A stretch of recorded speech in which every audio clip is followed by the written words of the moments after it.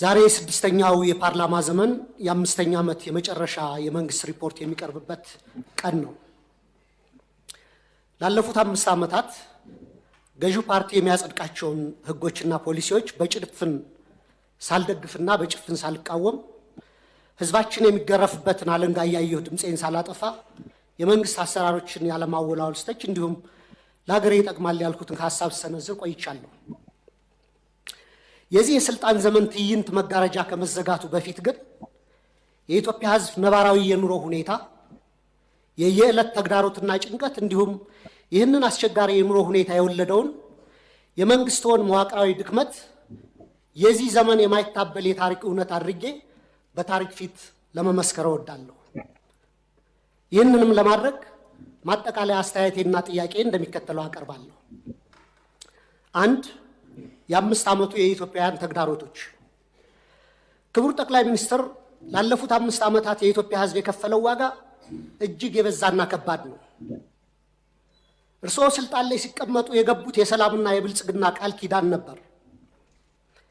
በተግባር ግን ያየነው ተገላቢጦሹን ነው። የሰሜን ኢትዮጵያ ጦርነት ያስከተለው አስከፊ ሰብአዊ ውድመትና ጠባሳ ሳይሽር ዛሬም በአማራ፣ በኦሮሚያ፣ በጋምቤላ፣ በቤንሻንጉል ጉሙዝና በሌሎችም አካባቢዎች የሚታዩት ቀጣይነት ያላቸው ግጭቶችና ጦርነቶች፣ ብሔርና ሃይማኖት ተኮር ጥቃቶች፣ እገታዎችና አለመረጋጋቶች የዜጎችን የመኖር መብት ነፍገዋል። በቅርቡም ከትግራይና ከኤርትራ ኃይሎች ጋር የሌላ ጦርነት ስጋት አሳሳቢ ደረጃ ላይ ደርሷል። በፖለቲካው መስክም የፖለቲካ ምህዳሩ መጥበብ፣ የሀገራዊ ተቃርኖች መስፋት ወይም ፖለቲካል ፖላራይዜሽን፣ የነፃ ሲቪል ማህበራት መኮስመን፣ በጋዜጠኞችና በሚዲያዎች ላይ እገዳዎችና እክሎች ዜጎች አማራጭ ድምፅ እንዳሰሙ አፍነዋቸዋል። በርካታ የፖለቲካ እስረኞችም ህገ መንግስታዊ የፍትህ ዋስትና ተነፍገው ይገኛሉ። ይህ አጠቃላይ የሰላም የጸጥታና የፖለቲካ ውድቀት የፓርቲው የተሳሳተ ፖለቲካዊ ፍልስፍናና ብሔራዊ አንድነትን በተግባር ማምጣት ያቃተው የመደመር ትረካ መዋቅራዊ ስብራት ውጤት ነው። 2. ስልታዊና መዋቅራዊ ስህተቶች። መንግስት የችግሮቹን ስራ መሰረት ትቶ ምልክቶችን ብቻ የመቀጥቀጥና በቁጥር ጨዋታ ህዝብን የማደናገር አካሄድ እየተከተለ ነው። በተላከልን የመንግስት አፈጻጸም ሪፖርት ላይ የሀገሪቱ ኢኮኖሚ በ2018 በጀት ዓመት 10.2 እንደሚያድግ፣ የግብር ገቢ 1.5 ትሪሊየን ብር መድረሱን፣ የሸቀጦች የወጭ ንግድ 11 ቢሊዮን ዶላር ማስገኘቱንና የውጭ ሐዋላ ፍሰት 7.7 ቢሊዮን ዶላር መድረሱ ተገልጿል። ነገር ግን እነዚህ የቁጥር ስኬቶች የዜጎችን የኑሮ እውነታ ፍጹም አይወክሉም። እንዲያውም መሬት ላይ ካለው እውነታ ጋር በጽኑ ይጋጫሉ። ምክንያቱም አንደኛ የኑሮ ውድነትና የዋጋ ግሽበት ከገቢያችን ጋር አልተመጣጠነም። ሪፖርቱ እስከ ግንቦት 2018 ዓ.ም አጠቃላይ የዋጋ ግሽበት 13.4፣ የምግብ የዋጋ ግሽበት ደግሞ 15% ደርሷል ይላል። ይህን ግሽበት ለመደጎም መንግስት 379 ቢሊዮን ብር ማውጣቱ ቢገለጽም በተግባር ግን ባለፉት ዓመታት የተተገበረው የማክሮ ኢኮኖሚ ማሻሻያ ዝቅተኛውን የማህበረሰብ ክፍል ለከፋ ድህነት በዳረገበት ሁኔታ ላይ እንገኛለን። ማሻሻያውን ተከትሎ የመጣው ሰማይ የነካ የዋጋ ግሽበት በሚሊዮኖች የሚቆጠሩ ዜጎችን የመግዛት አቅም ሙሉ በሙሉ አሳጥቷል። ይህንንም ተከትሎ ቋሚ ደሞዝ የሚከፈላቸው የመንግስትና የግል ድርጅቶች ሰራተኞች፣ ዝቅተኛ ገቢ ያላቸው የከተማ ነዋሪዎች፣ አነስተኛ ነጋዴዎች፣ አነስተኛ ይዞታ ያላቸው አርሶ አደሮችና አርብቶ አደሮች ወገኖቻችን በስውር ረሃብ ውስጥ ወድቀዋል። የቤት ኪራይ ከአብዛኛው ዜጎቻችን ወርሃዊ ገቢ በላይ ሆኗል። በአሁኑ ወቅት በሀገራችን መካከለኛ የሚባል የህብረተሰብ መደብ ጠፍቶ ጥቂት እጅግ የበለጸጉና አብዛኛው በድህነት የሚማቀቅ 2 መደቦች ሆነዋል። ሌላው የተደበቀ የሀገር ውስጥ ዕዳ መኖሩ። በሪፖርቱ መረጃ መንግስት በበጀት ዓመቱ 1.13 ትሪሊየን ብር ብድር መልቀቁንና 91% የሚሆነውም ለግሉ ዘርፍ የተሰጠ ነው ይላል። ክቡራን የብሔራዊ ባንክ ገዥና የፋይናንስ ሚኒስትርን በተደጋጋሚ ላለፉት ዓመታት መንግስት አንድም ሳንቲም የንግድ ብድር ኮመርሻል ሎን አልተበደረም እያሉ ይናገራሉ። ይህ የውጭ ንግድ ብድርን ብቻ ነጥሎ በማየት እውነታውን የማደብዘዝ አካሄድ ነው። መንግስቶ በግምጃ ቤት ሰነድ እና በሀገር ውስጥ የዕዳ ዋስትናዎች አማካኝነት ከሀገር ውስጥ ባንኮችና ተቋማት በቢሊዮኖች የሚቆጠር ብር እየተበደረ መሆኑንና ይህም የሀገር ውስጥ የዕዳ ሸክምን በከፍተኛ ደረጃ እንዳናረው እና የግሉን ዘርፍ ብድር እንዳጣበበው ለምን ተደበቀ? በየጊዜው በዚሁ ፓርላማ የምናጸድቃቸው በቢሊዮኖች ዶላሮች የሚቆጠሩ የእርዳታ ብድሮች ኮንሴሽናል ሎንስ ለምን በሪፖርቱ አይካተቱ? የዕዳው ምንጭና አይነት መለወጡ ዕዳው መኖሩን ያስቀራል ወይ?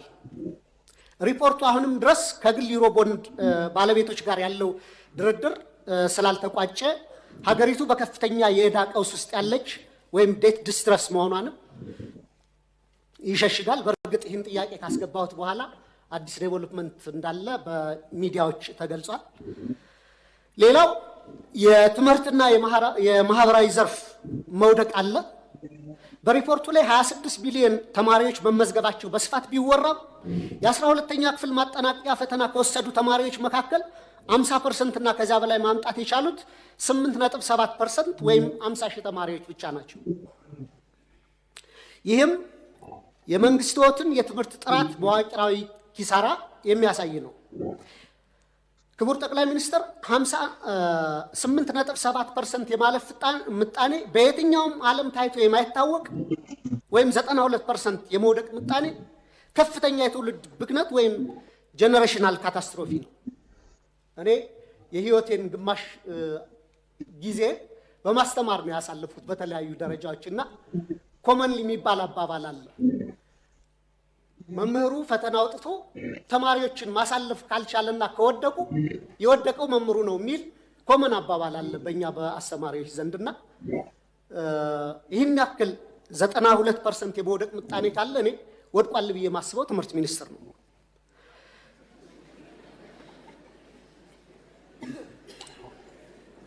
በዚህ ሁሉ ተስፋ አስቆራጭ ሂደት ውስጥ አልፈው ለሚመረቁ ወጣቶችም የስራ ዕድል የለም። ይባስ ብሎም ወደ 7 ሚሊዮን የሚደርሱ ተማሪዎች አሁንም ድረስ ከትምህርት ገበታቸው ተገልለው ይገኛሉ። ይህ 7 ሚሊዮን አሃዝ ከ20 በላይ የአፍሪካ ሀገራት እያንዳንዳቸው ካላቸው አጠቃላይ የህዝብ ቁጥር በላይ መሆኑንም ልብ ይሏል። ሌላው የሰብአዊ ቀውሶች ትኩረት አለመሰጠቱ ነው። መንግስቱ የመረጃ ማጥራት ስራ ሰርቻለሁ በሚል ሰበብ የሰብአዊ ድጋፍ ፈላጊዎች ቁጥር ከ27 ሚሊዮን ወደ 2.3 ሚሊዮን ወርዷል ይላል። ነገር ግን መሬት ላይ በጦርነትና በድርቅ ምክንያት የተፈናቀሉ፣ የዕለት ደራሽ እርዳታ ያጡ፣ ለቤተሰቦቻቸው ፍጆታ በቂ ምርት የማያመርቱ በሚሊዮን የሚቆጠሩ ዜጎች እያሉን ይህንን ቁጥር ወደ 2.3 ሚሊዮን ዝቅ አድርጎ ማቅረብ ፖለቲካዊ ቁጥር ማሳመር እንጂ የዜጎችን ነባራዊ ህይወት በተጨባጭ የሚያሳይ አይመስለኝም። እንደ WFP፣ ፋኦ፣ ፋሚሊ ኢርሊ ዋርኒንግ ኔትወርክ የሚያስቀምጡት ዝቅተኛ ግምት ከ15.8 እስከ 21.4 ሚሊዮን ኢትዮጵያ ከፍተኛ የምግብ እጥረት ውስጥ እንደሚገኙ ነው። መንግስታዊ ካልከሩ ድርጅቶች ጋር በተያያዘም የእርዳታ እህል አቅርቦት እንዳያከፋፍሉ በመንግስት መከልከላቸውና ወደ ጥሬ ገንዘብ ድጋፍ ወይም ካሽ ትራንስፈር እንዲያተኩሩ ብቻ መገደዳቸው ተገልጿል። ይህም በገበያ ላይ ካለው የዋጋ ግሽበት አንጻር በርካታ ቤተሰቦችን ለከፋ የምግብ ዋስትና እጥረት የሚዳርግ ነው። የዓለም አቀፍ የገንዘብ ድርጅት እና የዓለም ባንክ በርካታ ገንዘብ ዶላር ወደ ኢትዮጵያ ኢኮኖሚ ኢንጀክት እያደረጉ ነው፣ ፓምፕ እያደረጉ ነው። ይህ መግባቱን ተከትሎ ደግሞ የመጣው ጊዜያዊ የማክሮ ኢኮኖሚ መረጋጋት ታይቷል። እሱ ጥሩ ነው። የፎሬን ከረንሲ ሪዘርቭ ማደጉ የማክሮ ኢኮኖሚ አመላካቾችም በተወሰነ ደረጃ መረጋጋት ማሳየታቸው መልካም ጅማሮ ቢሆንም የተገኘው ለውጥ የኢትዮጵያውያንን ሕይወት በተግባር ካልቀየረ ዘላቂ ትርጉም አይኖረውም። የችግሮቻችን ስረ መሰረት ችላ በማለት በጊዜያዊ ማስታገሻዎችና በፎሬክስ ክምችት እድገት ትረካ ብቻ ሀገር ረጅም መንገድ መውሰድ የምንችል አይመስለኝም። 3 የመፍትሄ ሐሳቦች። ክቡር ጠቅላይ ሚኒስትር፣ እኔ በተደጋጋሚ ለማሳየት እንደሞከርኩት ለሀገራችን ዘላቂ ሰላምና መረጋጋት፣ ብሔራዊ ደህንነትና ልማት የሚከተሉት 3 መፍትሄዎች ዛሬም በመጨረሻ ቀን ደጋግሜ ማቅረብ እፈልጋለሁ። 1. እውነተኛ ብሔራዊ ውይይትና የፖለቲካል መፍትሄ ፖለቲካል ሴትልመንት መድረስ አለብን። በብሔራዊ ምክክር አጀንዳ ማሰባሰብ ሂደት ከ200 ሺህ በላይ ዜጎች ተሳትፈውባታል የተባለለት ሂደት ሐምሌ 2008 ጀምሮ ሀገራዊ ምክክር ጉባኤው እንደሚካሄድ ተገልጿል። ይህንን አንደኛ ከመንግስት የፖለቲካ ተጽዕኖ ሙሉ በሙሉ ነፃ ማድረግ፣ ሁለተኛ አሁንም ተቻኩለን ሂደቱን ለመጨረስ ከምንሯሯጥ ይልቅ ሁሉንም የታጠቁና ያልታጠቁ የፖለቲካ ኃይሎችን ያካተተ እውነተኛ የምክክር ሂደት ማድረግ ያስፈልጋል ብዬ አስባለሁ። ሀገራችን እግር ከወርች አስረው የያዟትን የፖለቲካ ቅራኔዎች በዘላቂነት ለመፍታት ወደ ነፃና ፍትሃዊ የሽግግር ሂደት ትራንዚሽናል ጀስቲስ ሂደት ማምራትና ሁሉን አቀፍ ሀገራዊ እርቅ ማውረድ ብቸኛው መውጫ መንገዳችን ነው። የታጠቁ ኃይሎች ውጊያ በቀጠሉበት ሁኔታ የሚካሄድ የምክክር ሂደቱ በተጠናቀቀ ማግስት የእርስ በርስ ጦርነቱ ከቀጠለ የምክክር ሂደቱ ከፍተኛ የገንዘብና ጊዜ ባከነበት ትርጉም የለሽ ሂደት ሆኖ እንደ ማንነትና ወሰን እንዲሁም እንደ ብሔራዊ እርቀ ሰላም ኮሚሽኖች ያለ ውጤት ይበተናል።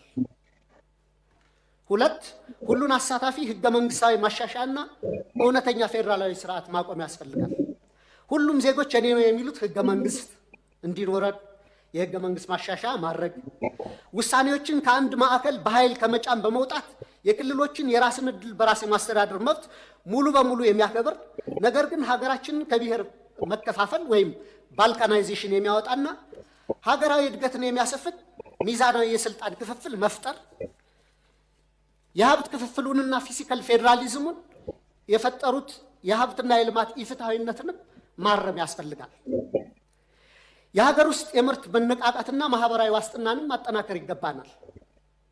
ትኩረቱን በኮሪደር ልማት፣ በሎጆችና ሪዞርቶች ግንባታና በወንዝ ዳር በፓርኮች ግንባታ ላይ ያደረገውን አካሄድ ገታ በማድረግ ለሀገር ውስጥ መሰረታዊ አምራች ኢንዱስትሪዎች ክሪቲካል የሚባሉ ኢኮኖሚያችንን በደንብ ሊያነሱ የሚችሉ ብረት ማውጣትና ማቅለጥ፣ ሜታለርጂ፣ የማሽነሪ ኢንጂነሪንግ፣ የነዳጅ ማጣሪያ አስታውሳለሁ። የነዳጅና ማዳበሪያ ማጣሪያ ፕሮጀክቶች ከመጀመራቸው ከ6 ወር በፊት ክቡር ፋይናንስ ሚኒስትሩን ለምን እነዚህን ፕሮጀክቶች አናስብም እያልኩ እየጠየቁ ነበር እና ያኔ በጀቱ በጣም ከባድ ነው፣ በእኛ አቅም አንችልም እየተባለ ነበርና አሁን የናቹራል ጋዝ ማውጣት ፕሮሰስ መጀመሩ በሱ ደስተኛ ነኝ። ግን ጎረቤት ሀገሮቻችን አሁንም ነዳጅ ያመርታሉ። ከነዚህ ሀገሮች ገዝተን አጣርተን ባይ ፕሮዳክቱንም የመጠቀም የሀገራችንን የነዳጅ ፍጆታ ከመሸፈን አልፈን ለጎረቤት ሀገሮች መላክ ስለምንችል በደርግ ጊዜ ተደርጎ ስለነበር አሁንም የነዳጅ ማጣሪያ እንዲታሰብበት፣ የማዳበሪያ ፋብሪካም ጠይቄ ነበር። የዩሪያው መጀመሩ በጎ ነው። የዳፕ ማዳበሪያ ፋብሪካ ማሰብ መጀመር አለብን።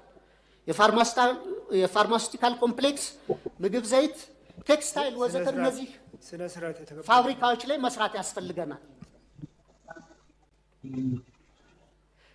እንደ ባቡር፣ ሀገር አቋራጭ ፍጥነት መንገዶችና የኃይል ግንባታ፣ ለመስኖ መጠጥና ለተለያዩ አገልግሎቶች የሚውሉ መልቲፐርፐስ ግድቦች፣ ዘመናዊ ግብርና፣ የመኖሪያ ቤቶች ግንባታና ለምግብ ዋስትናና ለድሆች የሚሆን ጠንካራ ማህበራዊ የደህንነት መረብ መዘርጋትም በቀጣይ ሊታሰብበት ይገባል። በመጨረሻም ጥያቄ መንግስቱ ላለፉት 5 ዓመታት ሲከተለው የቆየውን የፖለቲካ ችግሮችን በኃይል ከመፍታት ወደ ሰለጠነ የፖለቲካ ድርድር በመሻገር ሀገራዊ አቅምን የበሉትን የትጥቅ ግጭቶች በዘላቂነት ለመቋጨት ሁሉንም የታጠቁ ኃይሎች የሚጋብዝበት እውነተኛና አካታች የፖለቲካ ድርድር ለማድረግ እንዲሁም የህዝቡን መሰረታዊ ህልውናና የኑሮ ዋስትና ለማረጋገጥ የሚወስዱት በተግባር የሚለካ ግልጽ የሰላም የጊዜ ሰሌዳ ለማዘጋጀት ያለውን ቁርጠኝነት ቢያብራሩልን። የኢትዮጵያ ህዝብ አዲሱ 2019 ዓ.ም በተግባር ላይ የሚችለው ተጨባጭ ተስፋ ምን እንደሆነም እንዲያስረዱ ጠይቃለሁ። በጣም አመሰግናለሁ።